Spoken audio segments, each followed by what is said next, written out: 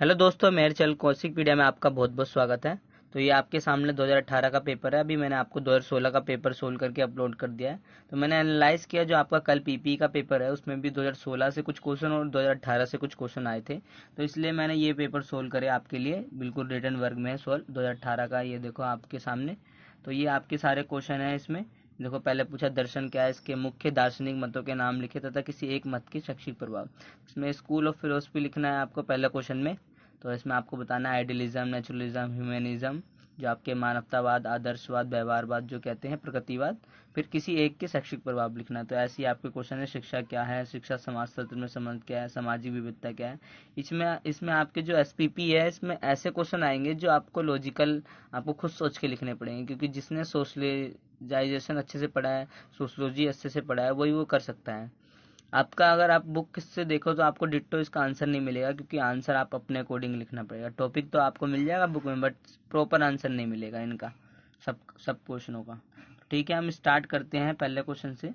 तो पहले क्वेश्चन में आपका पूछा है दर्शन क्या है, जो आपका फिलोसफी पूछा है सबसे पहले।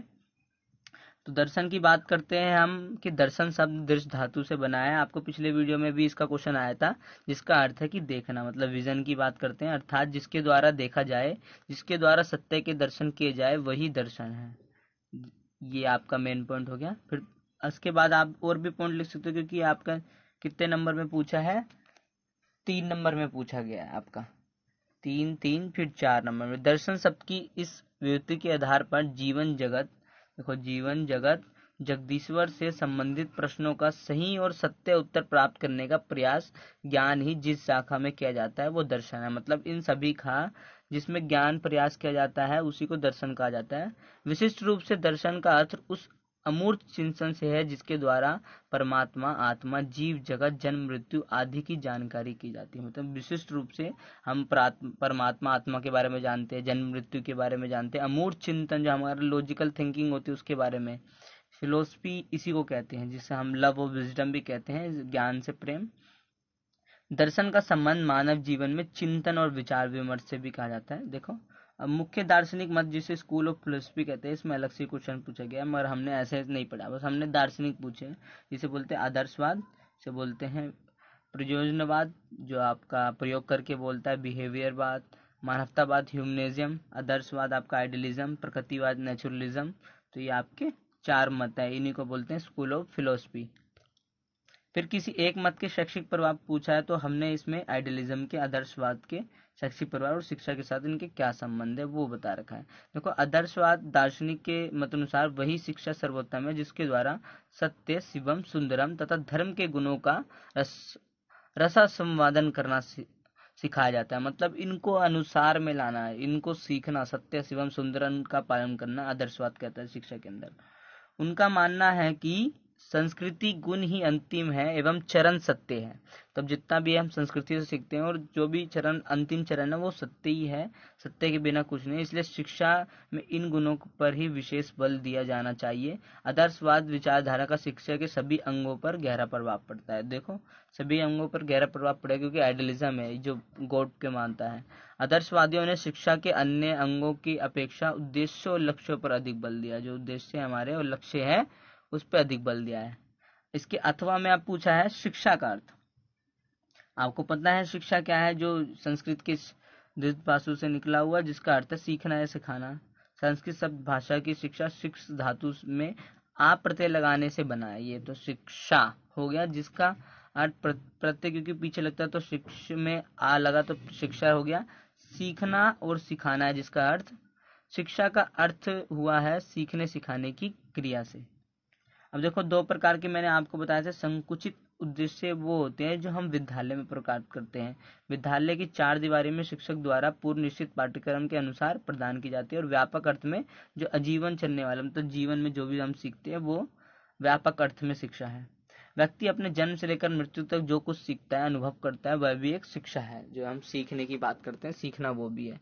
अब 5 शिक्षा विधियों के नाम लिखे हैं, जो 5 जो हमारे फिलोसफर रह चुके हैं, जैसे महात्मा गांधी, रविन्द्रनाथ टैगोर, गीजूबाई बधेक, स्वामी विवेकानंद, जय कृष्णमूर्ति, ये आप हैं। किसी एक के शिक्षा में योगदान पूछा है तो हम रविन्द्रनाथ टैगोर के बता सकते हैं योगदान। बालकों को प्रकृति की गोद में शिक्षा देना, मतलब ये प्रकृति पर जोर देते हैं। शिक्षा प्राप्त करते समय बालक को स्वतंत्रता मिलनी चाहिए, ये बोलते हैं। तो देखो ये क्वेश्चन भी सेम रिलेटिव है, 2016 से आ रखा है। शिक्षा के द्वारा बालकों में अभिनय, संगीत तथा चित्रकला जैसी योग्यता का विकास करना। इन्होंने कहा है कि रटने की आदत का अंत किया जाए, बालक को प्रकृति वातावरण में स्वतंत्रता एवं स्वयं करके सीखने पर बल देना चाहिए। बालक को पाठ्य पुस्तक द्वारा ज्ञान प्राप्त करने के लिए बाध्य नहीं किया जाना चाहिए। अब दूसरा क्वेश्चन है कि शिक्षा का अर्थ क्या है। शिक्षा शब्द संस्कृत भाषा शिक्षा धातु से निकला है, इसमें भी यही पूछा हुआ है शिक्षा का अर्थ क्या है। शिक्षा का अर्थ सीखने सिखाने की प्रक्रिया है, व्यापक अर्थ में देखा, संकुचित अर्थ में। क्योंकि हमें इस क्वेश्चन में, पहले मैं आपको दूसरा क्वेश्चन पढ़ के बता देता हूँ क्या पूछा हुआ है इसमें। देखो दूसरे क्वेश्चन में पूछा है कि शिक्षा एवं समाजशास्त्र में अलग अलग परिभाषित करना है। इसमें दोबारा से आपको शिक्षा को परिभाषित करना है, फिर सोशियोलॉजी को परिभाषित करना है, फिर दोनों में संबंध बताने हैं आपको। तो ये ऐसे करना है आपको क्वेश्चन। तो हम भी, मैंने आपको शिक्षा का अर्थ बता दिया। शिक्षा का अर्थ सीखने सिखाने से, शिक्षा बातों से। शिक्षा का अर्थ जीवन के व्यापक अर्थ में जीवन चलने वाला, संकुचित अर्थ में जो हम चार दीवारी में सीखते हैं। अब समाजशास्त्र जिसे हम क्या कहते हैं, सोशियोलॉजी बोलते हैं। सोशियोलॉजी का संबंध कैसे है। सोशियोलॉजी शब्द अंग्रेजी के साथ सोशियोलॉजी सबसे रूपांतरण है। सोशियो का अर्थ है समाज से संबंधित ज्ञान या विज्ञान की बात करते हैं। इसका शाब्दिक अर्थ हुआ समाज से संबंधित विज्ञान जो समाज के विषय में अध्ययन करता है, उसी को सोशियोलॉजी कहते हैं।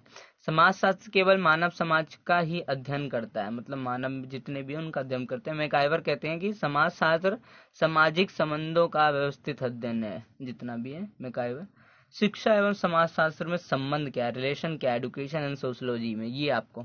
शिक्षा एक सामाजिक प्रक्रिया, आपको पता है कि सोशलाइजेशन सोशल प्रोसेस है। ये सामाजिक अंतक्रिया और शैक्षिक और सामाजिक परिणामों का परिणाम है। बुद्धिमान नागरिकों के निर्माण के अतिरिक्त शिक्षा सामाजिक नियंत्रण एवं निर्देशन के साधन को भी जुटाती है। शिक्षा व्यक्ति को सामाजिक क्रियाओं में सक्रिय भाग लेने के लिए तैयार करती है। शिक्षा मानव संस्कृति सभ्यता विरासत को संरक्षण करती है और भावी पीढ़ियों में उसका प्रसारण करती है। शिक्षा समाज का विकास करती है, विकसित एवं प्रगतिशील समाज में व्यक्ति का विकास करती है। तो ये सारे किसके हैं, सोशियोलॉजी के अंदर संबंध है। अब इसी का अथवा पूछा है आपका क्वेश्चन, ये आपको पढ़ के बता देता हूँ मैं। अथवे में क्या पूछा है आपका क्वेश्चन, पूछा है सामाजिक विविधता क्या है, विविधता में एकता के प्रत्यय, ये वाला आपका क्वेश्चन है दूसरा का अथवा। सामाजिक विविधता क्या है, व्हाट इज सोशल डाइवर्सिटी, और विविधता में एकता के प्रत्यय, इनकी पहले डेफिनेशन बताना है 2.5 नंबर में। 5 नंबर में बताना है समाजीकरण को कैसे प्रभाव डालता है। तो ये आपका क्वेश्चन हो गया। ये आपका अभी मैं आंसर बताता हूँ इसका। हमारा सोशियोलॉजी कर ली, अब विविधता में एकता वाला ये रहा। देखो सामाजिक विविधता आपको पहले बताना है क्या होता है सामाजिक विविधता। मनुष्य एक सामाजिक प्राणी है, वह जिस समाज में जन्म लेता है उसी में आवश्यकताओं की पूर्ति के लिए विभिन्न क्रियाएं करता है। भारत विविधता में एकता और एकता विविधता वाला देश है। भारतीय समाज में इन विविधताओं का अछूता नहीं। भारतीय समाज की संरचना विविधताओं का यौन है, जिसमें बहुत से सामाजिक धर्म भाषाएं आदि विविधता देखने को मिलती है। यही सामाजिक विविधता है कि समाज में अलग अलग धर्म जाति लोग भाषाएं मिलते हैं।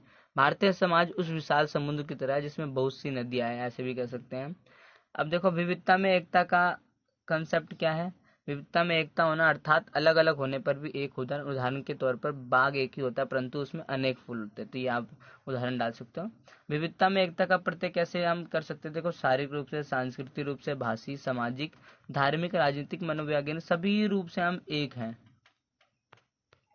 फिर बालक में, फिर ये आपका आगे पूछा है ना कैसे प्रभावित करता है विविधता समाजीकरण को कैसे प्रभावित करती है। देखो विविधता में सभी चीज आता है।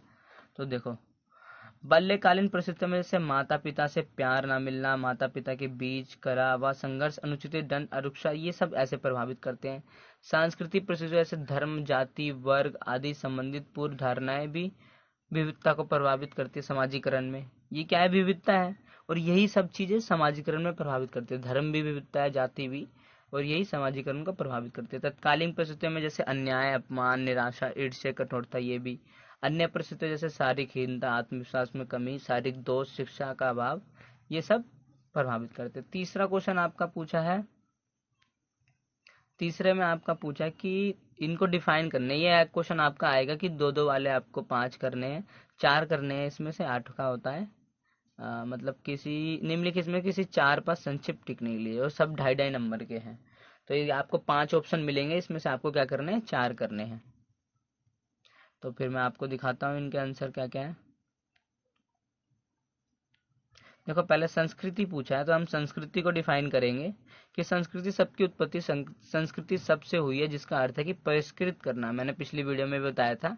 इस प्रकार संस्कृत का संबंध किसी भी ऐसे तत्व से जो मानव का परिष्कार कर सके। यह व्यक्ति को समाज का उपहार है जो उसे समाज के सदस्य के नाते प्राप्त होता है। संस्कृति समाज में रहा तो उसे संस्कृति प्राप्त होगी। संस्कृति समाज का मानव का श्रेष्ठतम वरदान ही।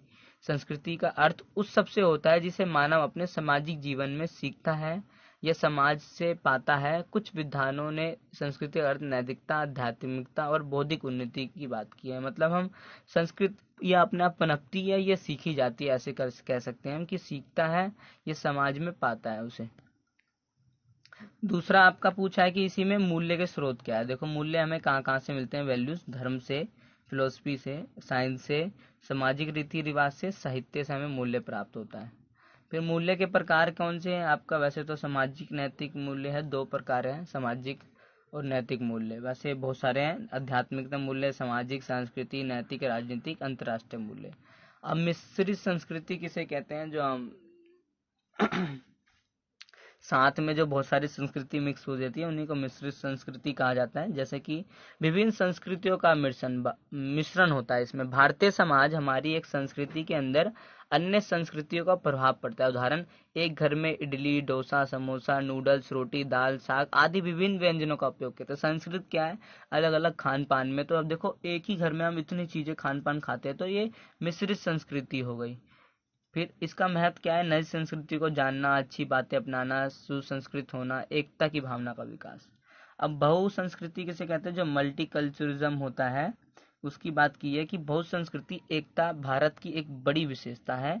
भारत में न केवल हिंदू बल्कि मुसलमान, पारसी और ईसाई एक ही संस्कृति जिसका मुख्य स्रोत है वैदिक है। बौद्ध धर्म, जैन धर्म, मुस्लिम और आधुनिक संस्कृति को उनके तथ्यों के समाये हुए हैं और उनके सम्मिश्रण से बनी बहुजातीय संस्कृति की स्वीकृति देना या बढ़ावा देना है।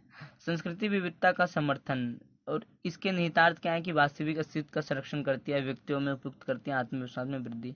मतलब बहुत संस्कृतिवाद का कह सकते हैं कि सभी जो भी धर्म है, विचारधारा है, सभी एक साथ मिलती है। और इसका एक अगर आप डेफिनेशन लिख सकते हो तो ये वाला लिख सकते हो इसमें, बहुत जातीय संस्कृति की स्वीकृति देना, मतलब अलग अलग जातीय संस्कृति की स्वीकृति देना या उनको बढ़ावा देना बहुत संस्कृतिवाद है। ये संस्कृति विविधता का समर्थन करती है। अब देखो सामाजिक परिवर्तन, आप जो क्वेश्चन 4 है आपका, एक बार ये भी पढ़ के बता देता हूँ क्या पूछा है। क्वेश्चन 4 में पूछा है आपका सामाजिक परिवर्तन क्या है। सामाजिक परिवर्तन के 4 विशेषता का उल्लेख कीजिए। शिक्षा सामाजिक परिवर्तन की कुंजी है, मतलब किस प्रकार से कुंजी है, 2, 2 और 6 मार्क्स में आपका पूछा है, तो ये आपको बताना है इसमें। तो ये हमारा आ गया क्वेश्चन नंबर 4। सामाजिक परिवर्तन आपको मैंने पहले ही बता रखा था वीडियो में। समाज में होने वाले परिवर्तन को सामाजिक परिवर्तन कहते हैं। ये समाज के ढांचे में होने वाले। सामाजिक परिवर्तन 2 शब्दों से मिलकर बना है, समाज और परिवर्तन, जिसका अर्थ है कि समाज की पहले की स्थिति और बाद की स्थिति में जो अंतर आता है उसी को सामाजिक परिवर्तन कहते हैं। कि जैसे कि पहले धर्म विचारधारा ठीक से नहीं थी, अब फिक्स हो गई है, लोगों में भाषा की उन्नति हो गई है, तो ये भी सामाजिक परिवर्तन है। सामाजिक ढांचे, संगठन, सामाजिक संबंधों या समाज के रहन सहन के ढंग, रीति रिवाजों, जिसमें मूल्य, विश्वासों आदि सभी में जो परिवर्तन या अंतर देखने को मिलता है ना, वो सब क्या है, सामाजिक परिवर्तन है। मैकाइवर कहते हैं सामाजिक ढांचे में होने वाला परिवर्तन ही सामाजिक परिवर्तन है। डासन कहते हैं संस्कृति परिवर्तन ही सामाजिक परिवर्तन है। सामाजिक परिवर्तन की क्या क्या विशेषता हो सकती है, देखो। सामाजिक परिवर्तन एक विश्वव्यापी प्रक्रिया है। सामाजिक परिवर्तन के विविध स्वरूप हैं। सामाजिक परिवर्तन की गति अनियमित तथा सापेक्षिक है। सामुदायिक परिवर्तन के वस्तु सामाजिक परिवर्तन हो।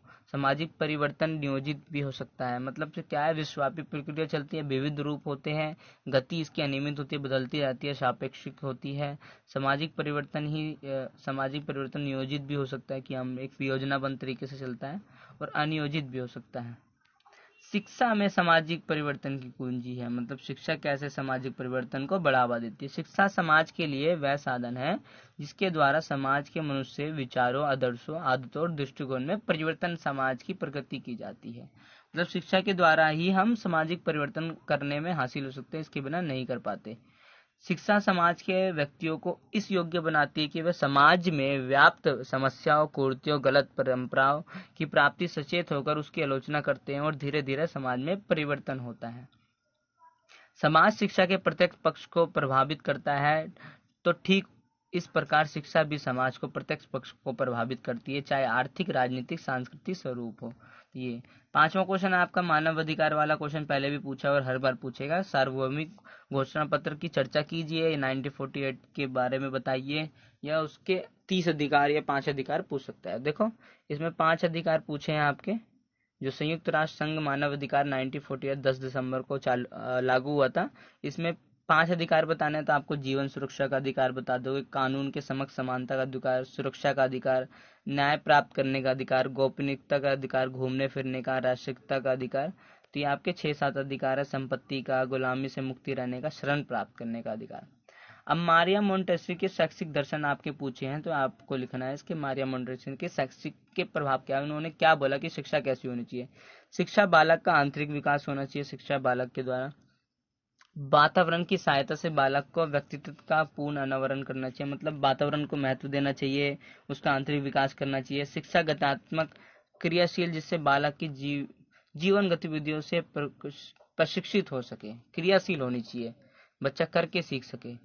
शिक्षा मानवीय मूल्यों का विकास में सहायक। शिक्षा जन्मजात क्षमताओं के विकास करती है और नई परिस्थितियों में समायोजित करने में सहायता करती है। तो ये हमें सब ऐड करना है। अब रविन्द्रनाथ टैगोर के शिक्षा दर्शन मैंने आपको पिछले 2016 में आया कि इनके करिकुलम में क्या योगदान है, ये करिकुलम कैसे होना चाहिए बच्चों का।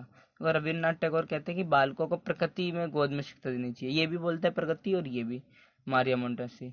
शिक्षा प्राप्त करते के समय बालक स्वतंत्र होना चाहिए, उसको रटने की प्रवृत्ति पर रोक देना चाहिए। बालक को प्रकृति वातावरण में स्वतंत्रता एवं स्वयं करके सीखने पर बल देना चाहिए। पाठ्य देखो ये 2 बार क्वेश्चन पूछा है, पहले में भी यही क्वेश्चन पूछा था, अभी दोबारा 5 नंबर में भी यही पूछा है आपका, क्योंकि 6 के बाद आपके 5-5 नंबर वाले क्वेश्चन आते हैं।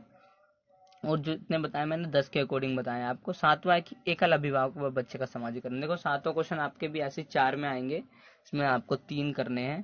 तो इसमें कभी पूछ लेगा कि एकल अभिभावक या उनके बच्चों की शिक्षा कैसी होती है, या एकल अभिभावक या उनका सामाजिकरण कैसे होता है। तो एकल अभिभावक अपना अधिकतर मतलब अपना अधिकतर समय बच्चों के साथ बिताते हैं, उनका पूरा ध्यान अपने बच्चों के परिवेश पर होता है।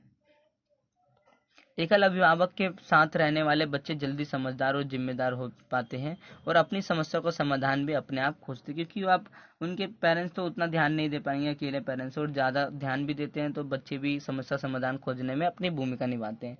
ऐसे बच्चे जल्दी परिपक्व व आत्मनिर्भर हो जाते हैं, क्योंकि उनके अलावा कोई घर पे है ही नहीं काम करने के लिए, ये खुद ही करते हैं।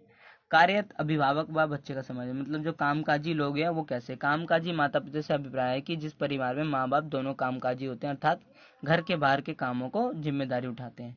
कामकाजी माता पिता के अपने बच्चों की भावनाओं को जानना बहुत जरूरी है, ताकि बच्चे और माता पिता के बीच भावनात्मक बंधन बना सके। कामकाजी माता पिता को अपने क्षेत्र में प्रस्तुत परिवार जीवन के बीच संतुलन स्थापित करना बहुत आवश्यक है। बच्चे अपने माता पिता से बहुत कुछ सीखते हैं, माता पिता से अपने पेरेंट्स का सम्मान करेंगे। तो ये सब क्या है, समाजीकरण है, सोशलोजन की सामाजिक मापदंडों को अपनाते हैं वो यहाँ पर रह के। एकल परिवार व बच्चे का, जिसमें हम सिंगल फैमिली बोलते हैं जिसे।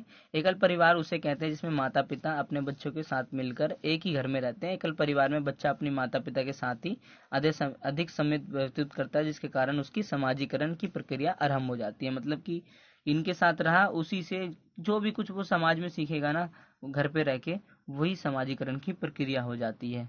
तो ऐसे पहले आपको बताना है इनका डेफिनेशन, फिर बच्चे का समाजीकरण कैसे होता है वो बताना है। बच्चा दूसरों के साथ प्रेम भाव रहना सीखता है। एकल परिवार में रहते हुए अपने माता पिता से सामाजिक गुणों, मूल्य, आदर्शों को जानता है, उनसे आत्मसात होता है। संयुक्त परिवार व बच्चे का समाजीकरण। अब देखो इसमें ज्वाइंट फैमिली के बारे में बताया। संयुक्त परिवार एक बृहद परिवार है जिसमें कई सदस्य होते हैं।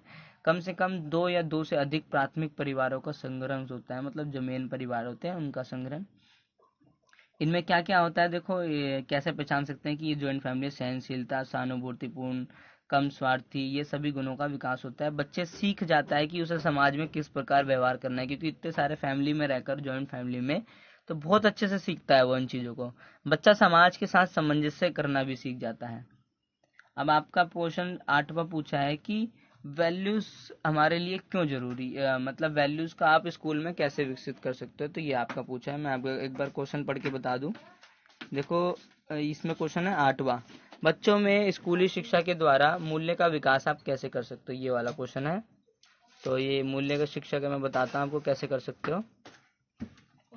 ये मूल्य शिक्षा आप इस प्रकार से करोगे, तो स्कूल में प्रेम, विश्वास व सुरक्षा वातावरण पैदा करोगे, तब मूल्य शिक्षा विकसित होगी। डर के कारण झूठ बोलते हैं, सुरक्षा की भावना आक्रामक व्यवहार पैदा करती है, इसलिए इनको हटाना। बच्चे को समझे, उसके विकास की प्रक्रिया को ध्यान में रखते हुए उसकी अध्यापन पद्धति का निर्माण करे, से झूठ ना बोलना, कल्पना भेद नहीं करना, ये सब तब जरूरी होता है। मूल्य परक शिक्षा को ठोस स्थितियों के साथ जोड़ सकते हैं हम, विशेष परिस्थितियों में छोड़कर हमेशा उपदेश व आह्वान करता ना बने, जिससे कि उनकी मूल्य शिक्षा पर ठोस पहुंचे। मूल्य परक शिक्षा सह पाठ्यक्रम की गतिविधियों द्वारा अप्रत्यक्ष रूप दे बच्चों को जीवन की परिस्थितियों से सीखने दे, इस तरीके से हम कर सकते हैं। जानबूझकर प्रत्यक्ष मूल्य परक शिक्षा का सावधानी प्रयोग करें हम, और उपदेशात्मक पद्धति की अपनी सीमाएं होता है। तो इस तरीके से हम विद्यालय में बच्चों के मूल्य शिक्षा को बढ़ा सकते हैं। यह ना भूले कि कोई भी विषय पढ़ाते समय शिक्षक जाने अनजाने में मूल्य शिक्षा देते रहे, मतलब कोई भी विषय पढ़ा रहा है तो वो जाने अनजाने में मूल्य शिक्षा भी साथ साथ देता रहे।